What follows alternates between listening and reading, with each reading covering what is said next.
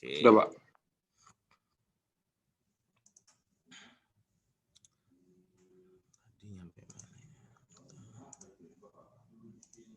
Nah, kemudian ya kita bicara mengenai terbuka.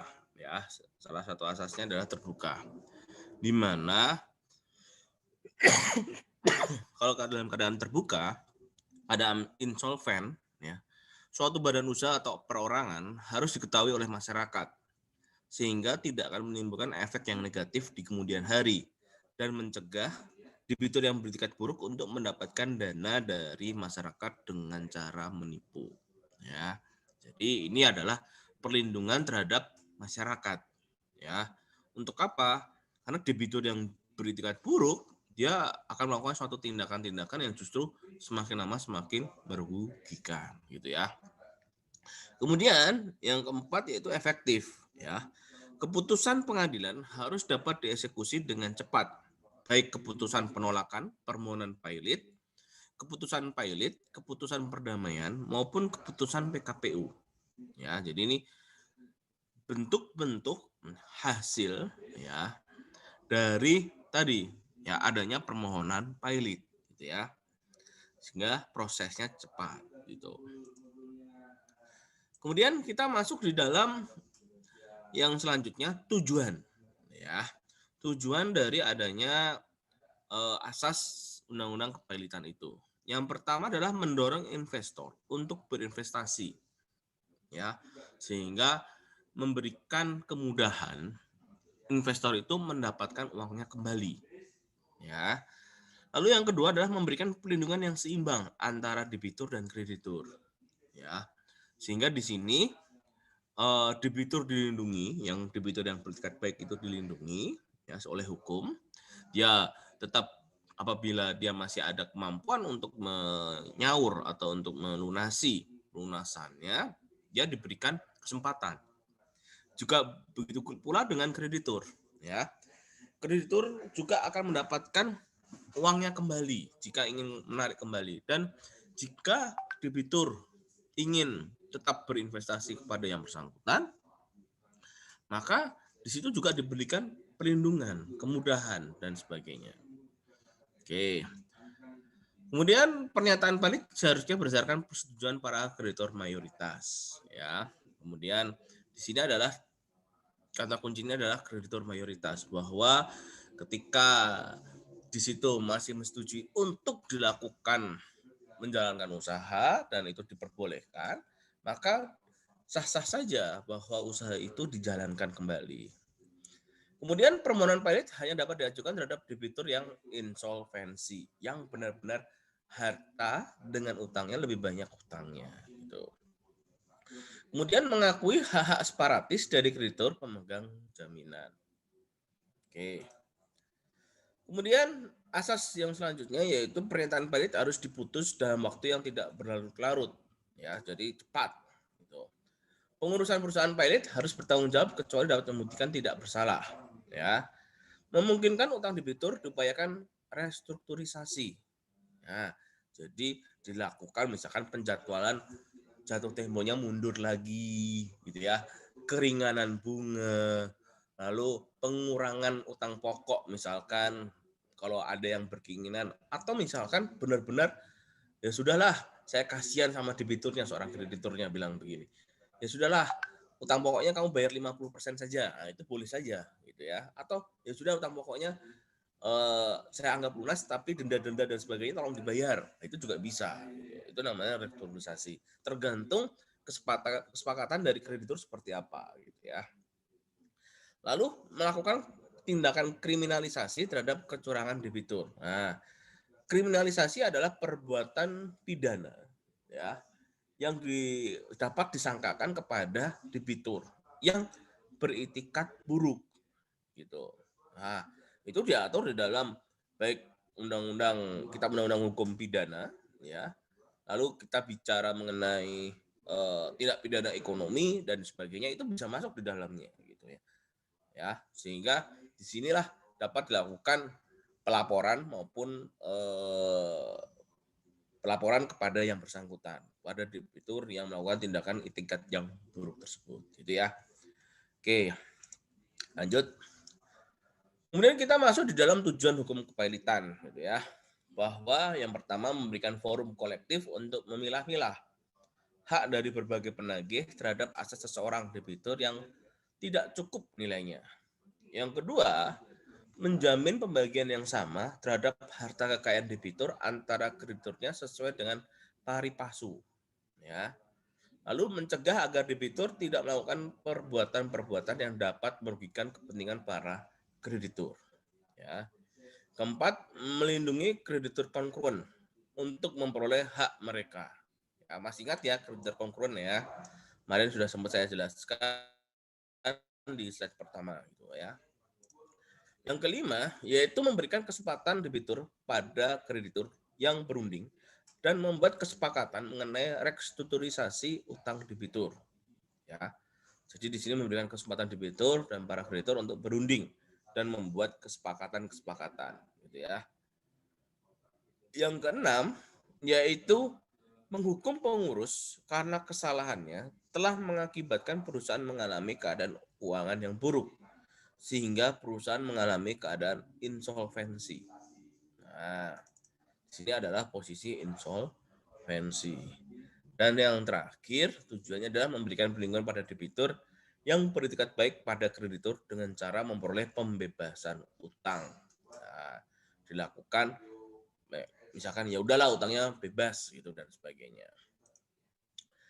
Kemudian kita bicara fungsi hukum kepailitan, ya. Di BW telah mengatur tingkat prioritas dan urutan masing-masing piutang pada kreditur. Mengatur tata cara agar seorang debitur dapat dinyatakan pailit, mengatur tata cara mengenai kebenaran mengenai suatu piutang yang seorang kreditur, mengatur tentang sah piutang atau tagihan. Nah, ini untuk melihat apakah piutangnya itu secara legal, ya, dokumennya dan hak tagihnya itu ada, sah, benar, ya, besarannya, jumlah jatuh temponya dan sebagainya. Kemudian yang kelima adalah mengatur mengenai jumlah yang pasti dari piutang, ya. Jadi ada memberikan suatu kepastian piutangnya, ya. Lalu mengatur tata cara melakukan pencocokan verifikasi piutang-piutang para kreditur. Kemudian mengatur cara-cara bagaimana hasil penjualan harta kekayaan debitur untuk pelunasan piutang masing-masing kreditur berdasarkan urutan tingkat prioritasnya. Lalu untuk eksekusi sita umum oleh pengadilan terhadap harta debitur sebelum pembagian hasil penjualan, ya. Lalu mengatur upaya perdamaian yang ditempuh oleh debitur dengan para kreditur sebelum pernyataan pailit dan sesudah pernyataan pailit, ya. Jadi di sini ada sudah melakukan upaya, ya, perdamaian yang ditempuh oleh debitur dengan kreditur baik sebelum maupun sesudah pernyataan pailit. Oke, kita bicara mengenai perlindungan kepentingan kepailitan. Di sini dibagi menjadi kepentingan persero, kepentingan masyarakat, kepentingan persaingan usaha yang sehat, karyawan persero, dan pemegang saham minoritas, gitu ya.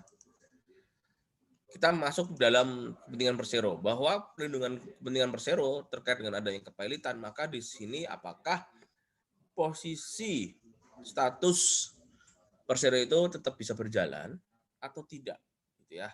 Bahwa dia dapat menjalankan usahanya atau memang benar-benar harus berhenti dan dilakukan pemberesan. Itu yang pertama. Yang kedua adalah kepentingan pemegang saham minoritas, bahwa pemegang saham minoritas juga punya hak. Namun hak ini kedudukannya lebih rendah dibanding posisi kreditur-kreditur yang sifatnya lebih tinggi, ya, seperti preferen dan kongruen, gitu ya. Kemudian kepentingan karyawan persero. Nah, ini juga kedudukannya juga lebih tinggi. Kenapa? Dia harus dibayar hak-haknya. Apabila kalau pilot, maka dibayar gaji-gajinya. Ya. Lalu kepentingan persaingan usaha yang sehat. Ya, ini juga harus dilihat, ya, bahwa suatu perusahaan ketika ada yang pilot, apakah itu ada dominasi pada sektor tertentu, ya, dikuasai oleh suatu perusahaan tertentu saja, ya. Sebagaimana contoh, misalkan, ya, saya ambil contoh adalah pabrik ban, gitu ya. baik ban sepeda motor, mobil, truk, dan sebagainya. Di Indonesia hanya ada beberapa 7 atau 8 pabrik yang memproduksi ban, gitu ya. Di situ ada Bridgestone, Goodyear, terus apa lagi, dan sebagainya. Nah, salah satu ketika ada yang pilot atau 2 yang pilot mengakibatkan yang satu lebih dominan, mendominasi pasar lebih dari 50%, misalkan 60 sampai 70%. Nah, ini juga perlu adanya tadi ya. Apakah kepailitan terhadap Persero ini berakibat dengan persaingan usaha yang sehat tadi? Jika menimbulkan tidak sehat, maka perusahaan itu hukumnya wajib untuk tetap berjalan. Kemudian kepentingan masyarakat ya. Nah, untuk kepentingan masyarakat ini ada aspek pajak yang dibayar oleh debitur oleh kepada negara ya. Masyarakat yang memerlukan kesempatan kerja dari debitur gitu ya. Lalu oleh masyarakat yang memasok barang dan jasa kepada debitur ya, maupun memasok ataupun memanfaatkan gitu ya. Masyarakat yang tergantung hidupnya pada pasokan barang, jasa atau pedagang dan kepalitan bank ya, misalkan nasabah, penyimpan dana, nasabah yang memperoleh kredit dan sebagainya. Oke, kita masuk di dalam pengertian syarat kepailitan gitu ya. Bahwa kepailitan ya, ini adalah syaratnya adalah agar debitur dapat dinyatakan pailit diatur di dalam pasal 2 ayat 1. Penjelasannya adalah debitur yang mempunyai 2 atau lebih kreditur dan tidak membayar lunas sedikitnya satu utang yang sudah jatuh tempo dan dapat ditagih dinyatakan pailit dengan putusan pengadilan. Jadi intinya adalah harus ada 2 orang kreditur ya. Kemudian satu kreditur tadi sudah dalam posisi utangnya ya, utangnya itu sudah dalam posisi jatuh tempo ya, dan dapat ditagih. Nah, setelah sudah memenuhi 2 syarat tadi, baru dapat diajukan pailit di depan pengadilan. Gitu ya. Sehingga syaratnya harus ada melalui putusan pengadilan, terdapat minimal 2 orang kreditur, lalu debitur tidak membayar lunas sedikitnya satu utang, ya, utangnya tersebut harus sudah jatuh tempo dan dapat ditagih. Ya. Tapi kalau sudah jatuh tempo tidak ditagih, dia belum memenuhi syarat untuk dapat dipailitkan. Jelas ya sampai di sini ya?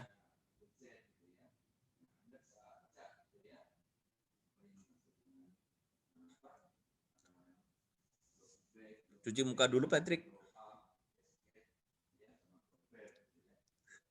Cuci muka dulu lah. Dirimu ngantuk kan? Memang sipit matanya, Pak. Oh, siap.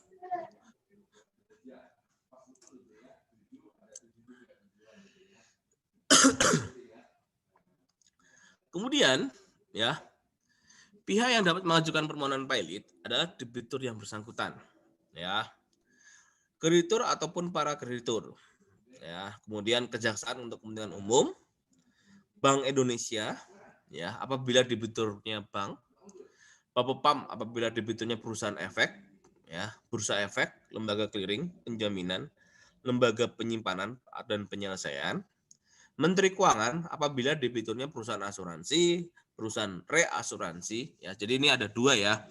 Perusahaan asuransi adalah level yang tingkat pertama yang langsung berhubungan dengan masyarakat. Reasuransi adalah perusahaan yang menjamin perusahaan asuransi. Gitu ya. Jadi ada 2 tuh, ya. Perbedaan antara asuransi dan perusahaan reasuransi, gitu ya. Lalu kemudian dana pensiun, ya. BUMN yang bergerak di bidang kepentingan publik. Kemudian kita masuk di dalam tugas kurator.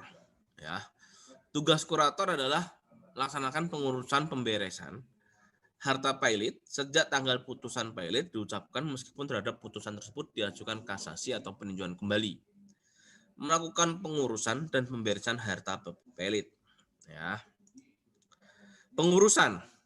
Setelah menerima salinan putusan, maka sejak mulai pengangkatannya, kurator harus melaksanakan semua upaya untuk mengamankan harta pelit dan menyimpan semua surat dokumen uang, perhiasan, efek, surat berharga lainnya, ya, diatur di dalam pasal 98. Kemudian pasal 100-nya menyatakan paling lambat 2 hari harus membuat pencatatan harta pelit.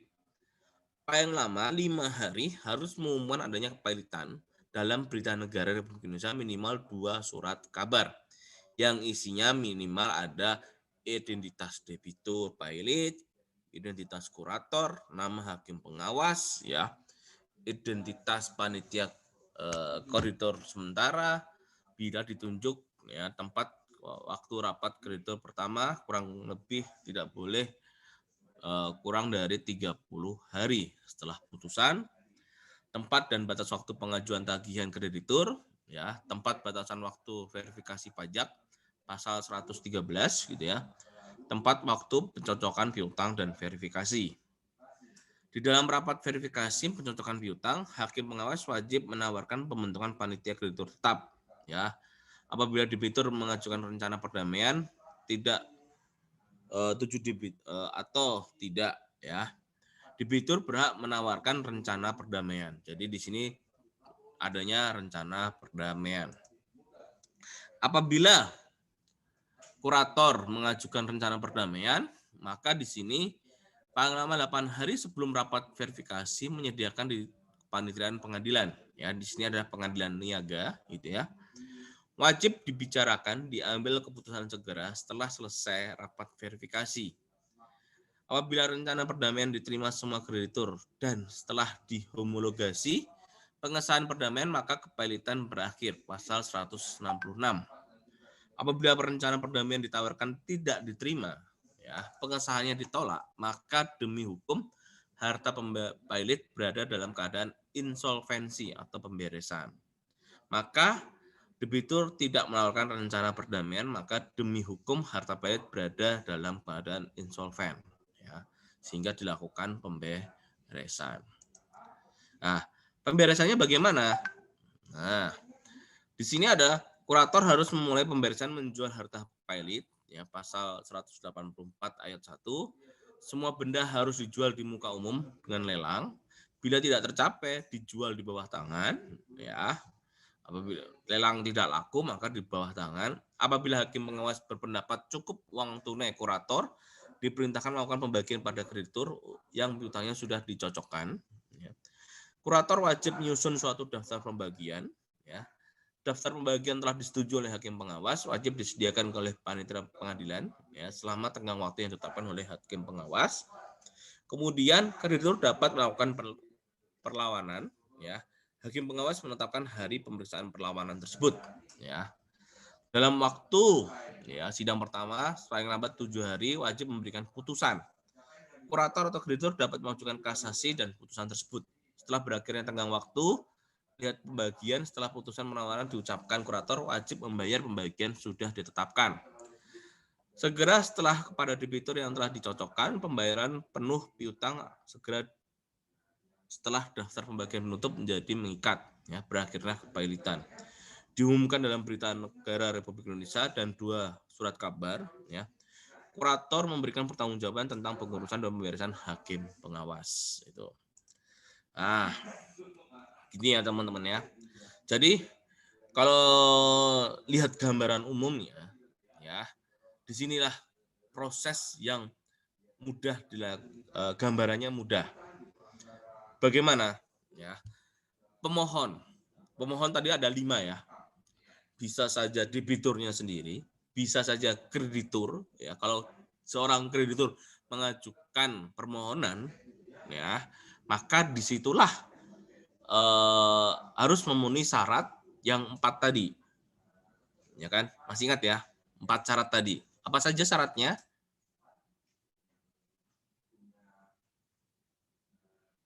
Halo. Minimal ada 2 kreditur, Pak. Terus? debitur tidak membayar lunas sedikitnya satu utang. Terus utangnya udah jatuh tempo dan dapat ditagih sama melalui putusan pengadilan. Nah, gitu ya. 4 syarat itu baru dia masuk ke sini nih, ke pengadilan niaga. Nah, dari pengadilan niaga ini dapat dilihat nih, dia bisa proses pilot, dia belok ke kiri ya, kalau di layar kalian yang warna biru, atau bisa saja jika hartanya itu lebih banyak dibanding utangnya, dia belok ke kanan. Ya. Bedanya ketika belok ke kiri dalam posisi pilot, yang mengurus semuanya adalah kurator dan hakim pengawas. Tapi kalau beloknya ke kanan, itu adalah pengurus. Ya, bukan kurator. Kalau PKPU tidak dikenal dengan namanya kurator. Gitu ya.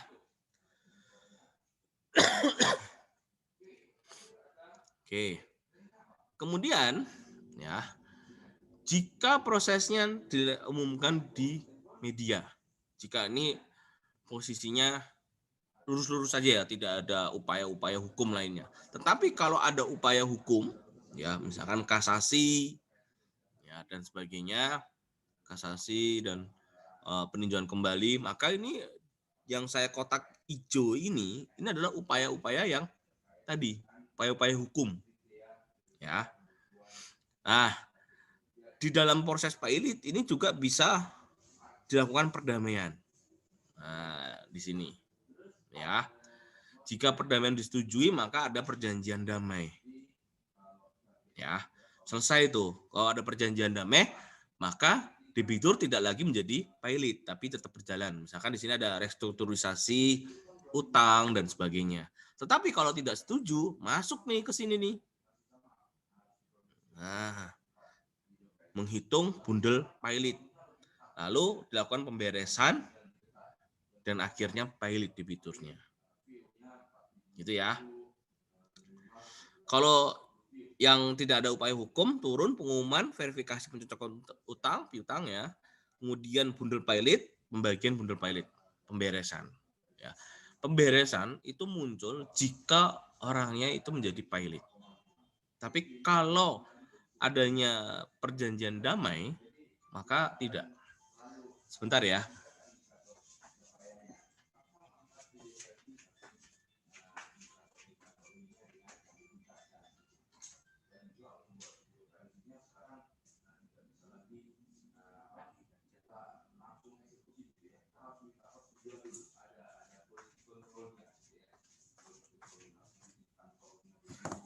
Oke.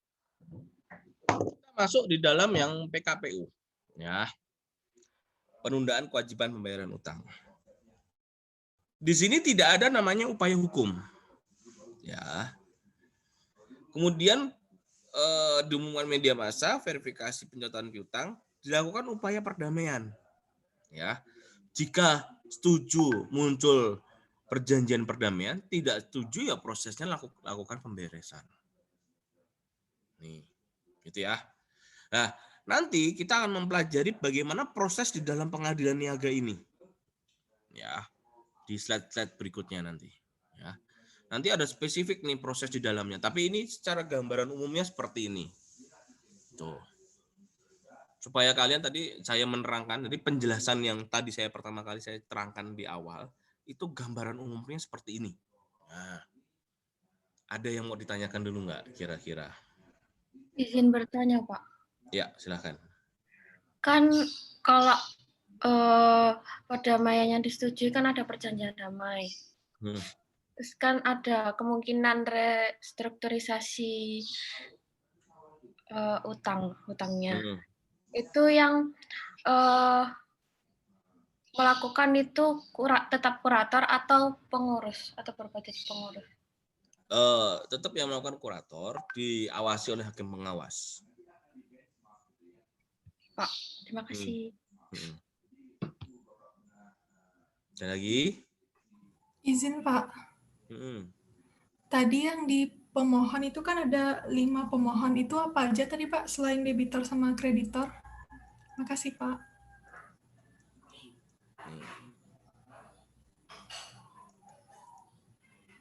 Kelihatan, teman-teman? Ini kan ada kejaksaan untuk kepentingan umum, BI, dan sebagainya. Tuh. Ya. Jadi kalau misalkan itu berkaitan dengan perusahaan asuransi, reasuransi, dan sebagainya, untuk ya poin nomor 4, 5, 6 ini, dia pasti mengusahakannya tidak beloknya nggak ke kiri, tidak ke sini, tidak ke kiri, tetapi diusahakan untuk belok ke kanan. Gitu ya. Karena kan ini berkaitan dengan sektor yang dikendalikan oleh tadi. Ya. Jadi hampir sebenarnya sih bisa-bisa saja ya ini ke kiri gitu. Tetapi kebijakan selama ini yang saya lihat ya, yang ini bahwa untuk ini 456 ini hampir sebagian besar ya itu ke kanan. Jadi ke bagaimana mengupayakan penundaan kewajiban membayar utang. Dan kejaksaan pun dalam hal ini juga selalu mengupayakan ke kanan. Gitu ya. Yang ke kiri itu kalau terkait dengan yang tadi, yang debitur dan kreditur. Nah, jadi tidak ini, tetapi lebih mengutamakan pada yang seperti itu. Ini kira-kira gambar ini semoga memudahkan kalian memahami penjelasan di atas ya. Lebih mudah lihat gambar atau lebih mudah penjelasan di atas nih? Ini sebenarnya penjelasan di atas ini ya dari slide berapa nih? 15, 16, 17 ya. Itu gambarnya cuma gini doang nih. Gitu. Semoga sih penjelasan yang di atas dengan gambar ini lebih mudah kalian memahaminya gitu. Intinya saya buat gambar ini untuk kira-kira ben kalian tuh mudah paham gitu. Gitu ya. Bisa dipahami ya. Kalau bentuknya ilustrasi kayak gini kan lebih mudah gitu. Cukup? Kita lanjut ya. Nah, tahapan pengurusan. Mengumumkan intisar pilot ya dalam 2 surat kabar ya. Ini posisinya ada di sini ya, surat kabar ya. Minimal 2 ya. Paling lambat 5 hari. Pengumuman putusan pilot harus dilakukan oleh kurator yang ditunjuk paling lambat 5 hari ya setelah kurator atau hakim pengawas menerima putusan pilot.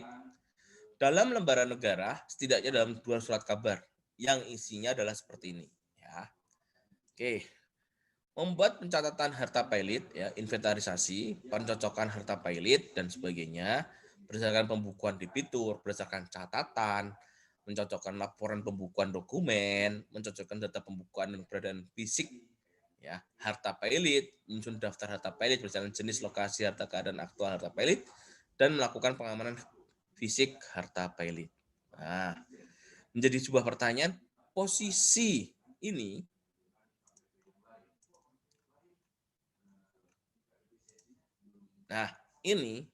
ini posisinya ada di mana? Nah, kalau kita lihat di dalam gambar itu di sini nih. Nah, verifikasi dan pencatatan piutang. Kelihatan nggak kalian? Yang di tengah-tengah garis. Kelihatan, Pak. Nah, itu.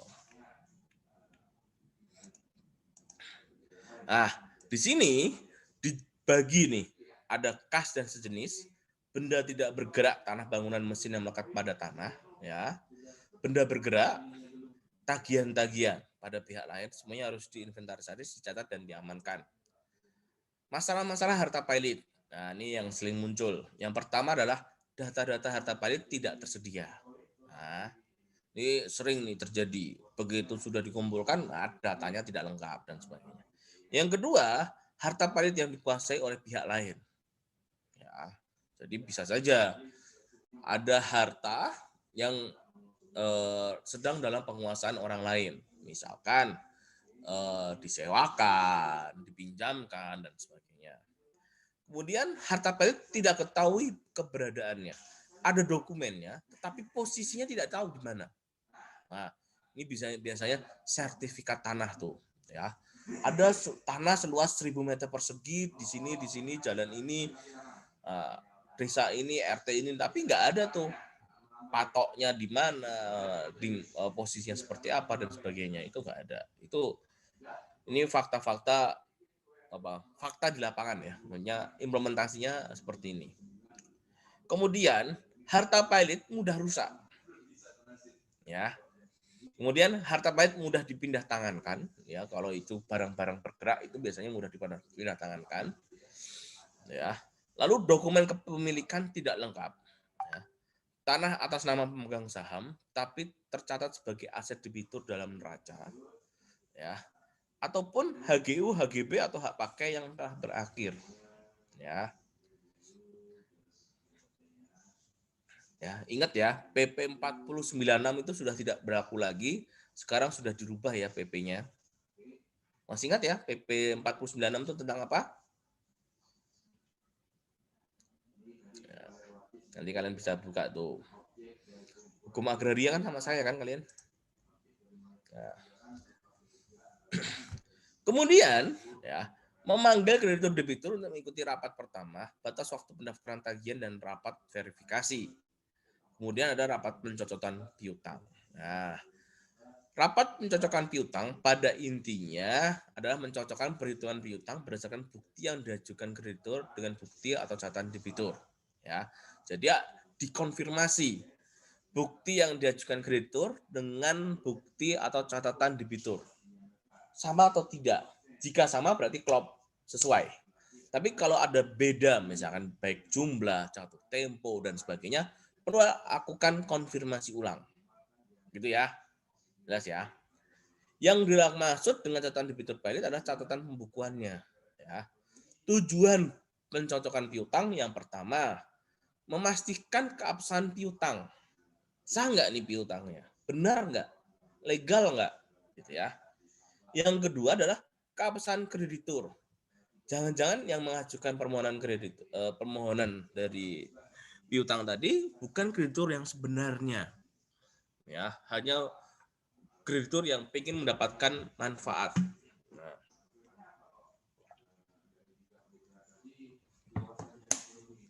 Kemudian memastikan sifat piutang. Nah, piutang ini masuk dalam kategori yang mana, gitu ya.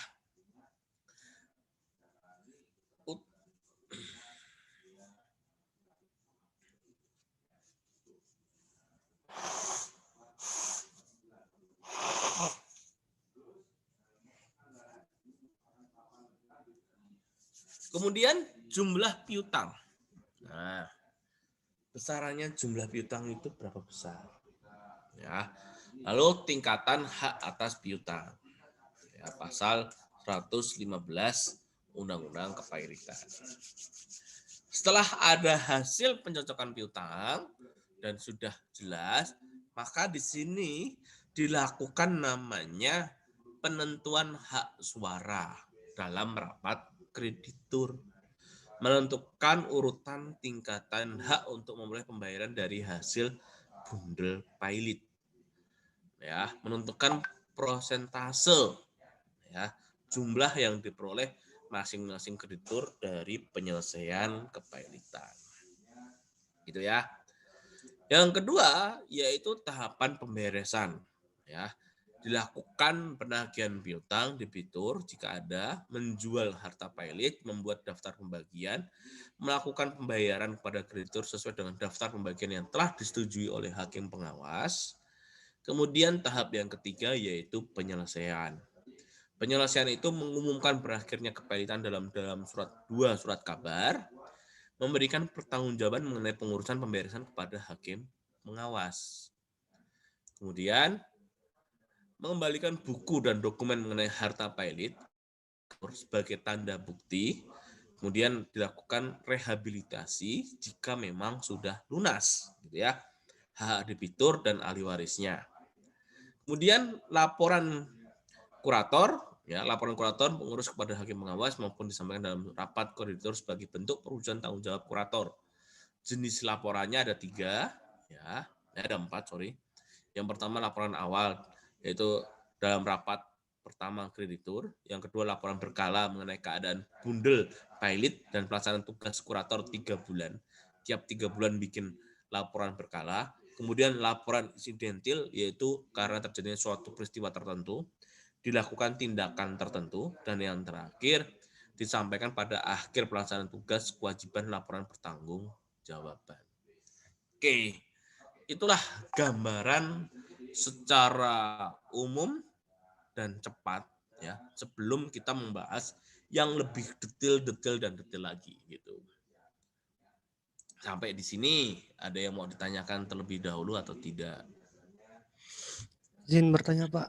Ya, silakan.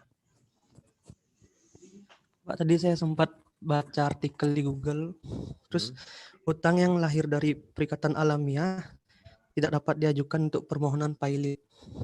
Nah, yang dimaksud perikatan alamiah ini seperti apa, Pak? Oke.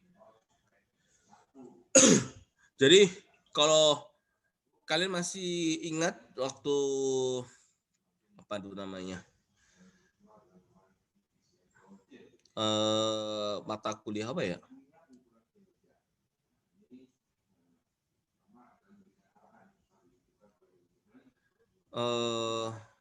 Perdata sama-sama kalian? Beda-beda, Pak. Yang lebih ininya Pak Saudara Mangiring ada ya? Siapa ya? Aku agak lupa nih. Kalau Beda-beda Pak itu siapa aja? Saudara, kalau Pak Saudara terus? kemarin itu di hukum perusahaan. Oh, hukum perusahaan. Kalau Perdata ada yang sama saya nggak? Saya, Pak. Oke. Terus kalian masih ingat ini mengenai apa namanya sumber-sumber hukum gitu-gitu masih ingat? Macam-macam perikatan masih ingat kalian?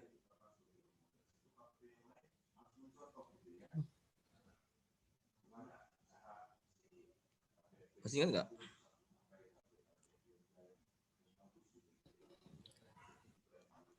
Sedikit, Pak. Oke. Jadi kalau alamiah atau alam, perikatan alam, ya, itu adalah suatu perikatan yang berada dalam perikatan moral dan perikatan hukum. Ya, perikatan alam merupakan perikatan yang tidak sempurna. Artinya tidak sempurna di sini mempunyai akibat hukum yang tidak dapat dituntut di dalam pengadilan. Ya. Contohnya, perikatan alam hanya mempunyai satu unsur yaitu adanya utang, akan tetapi akibat yang ditimbulkan tidak dapat dituntut di pengadilan karena perikatan alam hanya ada kepatutan, tidak ada perikatan hukumnya, ya.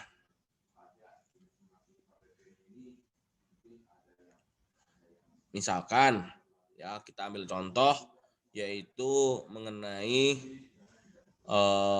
novasi. Ya, kalian masih ingat novasi?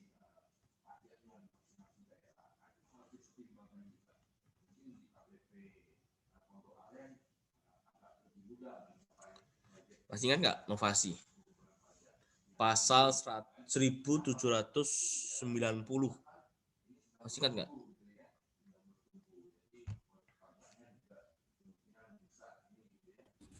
Nggak ingat, Pak. Nah, jadi kalau kita lihat ya bahwa perikatan alam ini ya merupakan perikatan yang timbul ya karena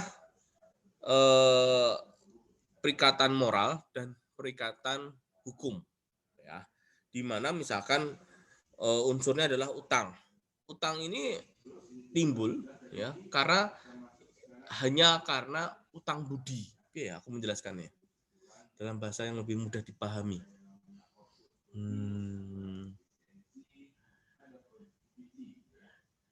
Gini, misalkan nih,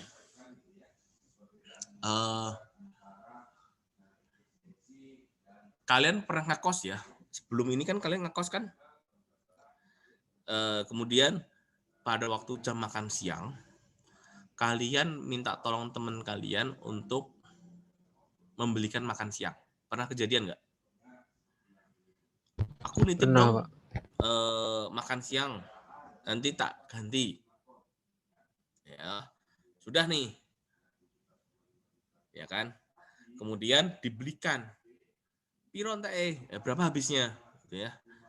Kemudian orangnya yang dititipin, nggak usah lah, buat kamu aja. Paham maksud saya? Kalian punya hutang itu posisinya, tapi hutang itu oleh si kreditur itu sudahlah, nggak usah. Tapi kamu nggak enak, ya kan? Kamu bayar boleh, tapi si kreditur pada dasarnya sudah melepaskan hak tagihnya, sehingga dia mengajukan kepailitan kepada dirimu itu udah nggak bisa. Bisa dipahami nggak nyampe sini? Untuk saya menggambarkan yang cara yang real ya, supaya kalian mudah memahami. Tapi ini dibawa konteksnya adalah utang piutang gitu. Tetap timbul utang, tapi si kreditur itu sudah melepaskan haknya untuk menagih. Gitu Mas, kurang lebih jawabannya seperti itu. Baik Pak, terima kasih. Ya. Ada lagi? Izin bertanya, Pak. Hmm. Jika sebuah perusahaan belum mengalami kepailitan, tetapi dia sudah mengira 2-3 tahun lagi akan mengalami kepailitan karena beberapa hal. Lalu dia mengajukan kepailitan kepada pengadilan, tetapi pengadilan menolak permohonan tersebut. Lalu apa yang harus dilakukan oleh perusahaan itu, Pak? Terima kasih. Bisa mengajukan namanya penundaan kewajiban pembayaran utang. Gitu ya. Jadi ketika 2-3 tahun lagi akan dilakukan akan mengalami suatu kepailitan, maka dia dapat melakukan restrukturisasi dengan ada 2 cara ya. Yang pertama, dia secara sukarela dia menghubungi krediturnya untuk melakukan penjadwalan ulang jatuh tempo, itu di luar mekanisme kepailitan dan PKPU. Atau yang kedua, melalui mekanisme PKPU, ya, melalui permohonan PKPU. Itu bisa untuk dilakukan pemberesan, untuk dilakukan penyelesaian dan tadi gitu ya. Kalau mau melalui jalur pengadilan. Tapi kan perusahaan itu biasanya menimbang-nimbang ya, menimbang-nimbang. Kalau saya menggunakan jalur PKPU, maka biaya yang dibutuhkan juga cukup banyak. Sehingga dia akan melihat cost and benefit-nya. Nah, oleh karena itu banyak orang akan melakukan hubungan secara langsung tanpa mekanisme PKPU. Gitu. Gitu Baik, ya. Pak. Terima kasih.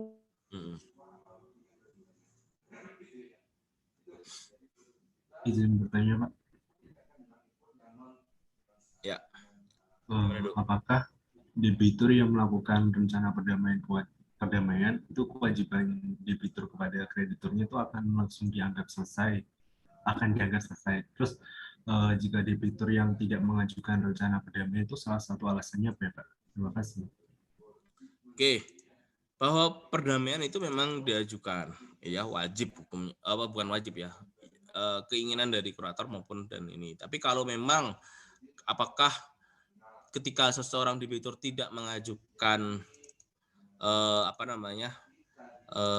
perdamaian, barangkali memang dia sudah beretikat buruk, ya, dia sudah utangnya tidak cukup, terus maksudnya harta pajaknya tidak cukup, terus kemudian dia sudah mengetahui bahwa dia suka lari gitu ya, tidak ada itikat baik dan sebagainya, maka dia biasanya oleh hakim pengawas maupun kurator tidak diajukan namanya perdamaian, sehingga dia langsung dilakukan pengurusan sampai dia tadi pemberesan gitu. Jadi proses-proses tadi memang kalau kita lihat ya ini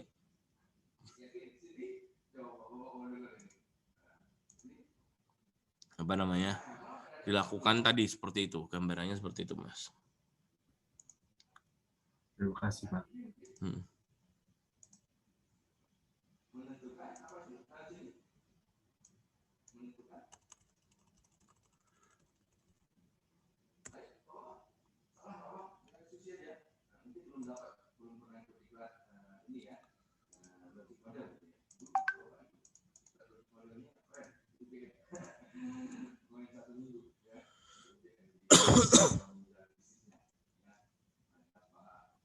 Izin bertanya, Pak. Mm-mm. Tadi itu kan ada apa laporan yang harus ditulis sama kurator saat udah penyelesaian tuh ada laporan insidentil, Pak. Nah, itu tuh yang kan ada peristiwa tertentu itu apa aja, Pak? Atau ada batasan-batasan peristiwa yang ditulis gitu, Pak? Makasih.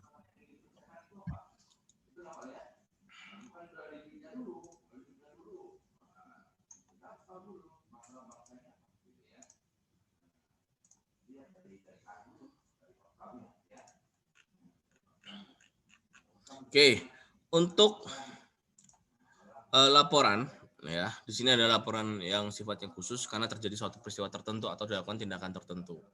Nah, kalau kita lihat ya, mengapa kok ada namanya laporan insidentil gitu ya? Yaitu laporan yang sifatnya tertentu. Misalkan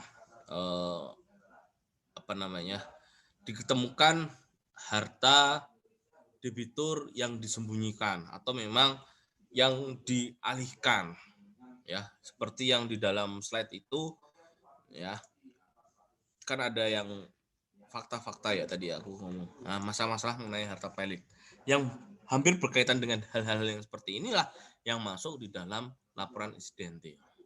Nah, gitu ya. Harta pilot mudah rusak. Misalkan nih,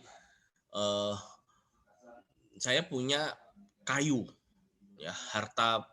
Jadi saya seorang perusahaan, perusahaan kayu. Saya punya harta aset berupa kayu. Kayu itu mudah lapuk. Nah, ini juga segera dilaporkan karena dalam laporan insidentil. Kalau nggak segera dilelang, maka harganya semakin turun. Ya. Terus kemudian saya punya mobil mewah, merek tertentu gitu ya, Mercy ataupun Lamborghini dan sebagainya. Kalau nggak segera dilelang, harganya cepat turun. Karena kan kalau semakin lama, harga akan semakin turun. Berbeda dengan tanah gitu ya.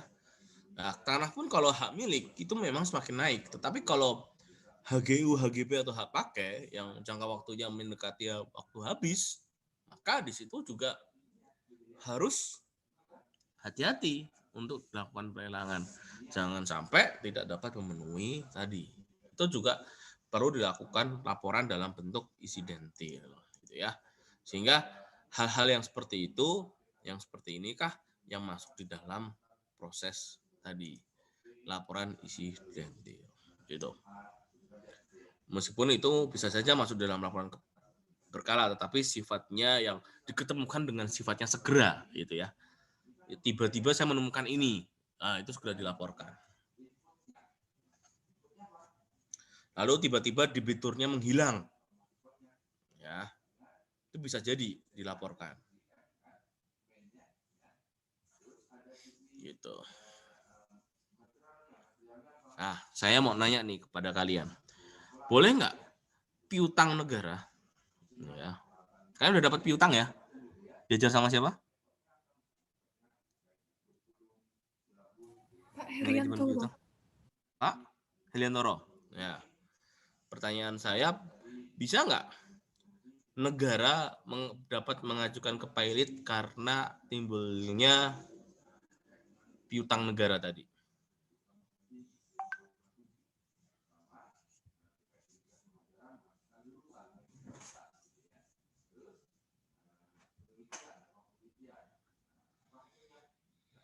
Ayo, bisa nggak misalkan negara ya pengajuan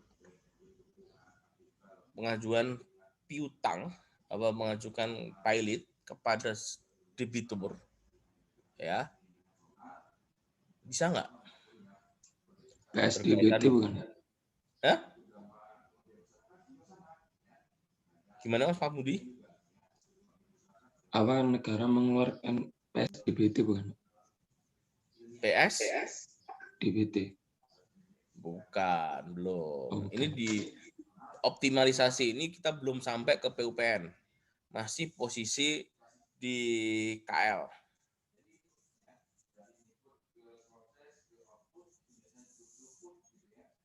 Posisinya masih di KL. Boleh nggak? Ayo. Bisa, Pak. Siapa yang mengajukan? Salah satu subjek atau pemohon pilot tadi kan salah satunya itu Menteri Keuangan. Jadi menurut saya bisa, Pak. Dari yang lain?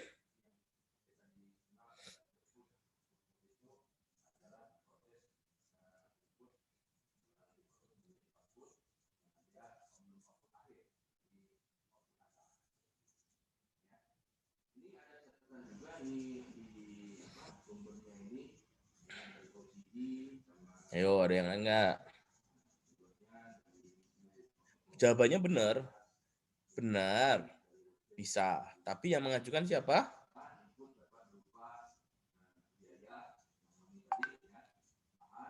Udah pertemuan kedua belum? Belum, Pak. Belum, Pak. Oh, ya udah. Berarti belum dapat materi ini. Bisa, tetapi yang melakukan harus kementerian atau lembaganya. Itu dalam upaya optimalisasi. Gitu.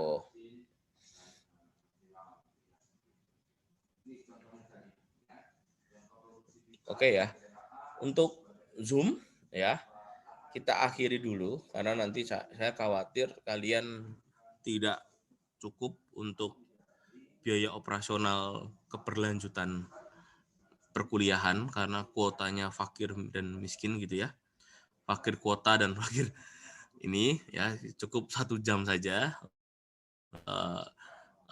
kita Zoom-nya ya untuk memenuhi persyaratan perkuliahan. Untuk kelanjutnya kita menggunakan device yang lain supaya kalian tetap terjaga keberlanjutan dari perkuliahan kita gitu ya, supaya uang jajan kalian nggak habis untuk beli kuota dan memperkaya perusahaan-perusahaan tertentu saja gitu ya. Sekian dari saya untuk perkuliahan melalui Zoom. Kita lanjut di dalam materi. Kita pindah posisi ya, gitu ya. Oke, selamat pagi.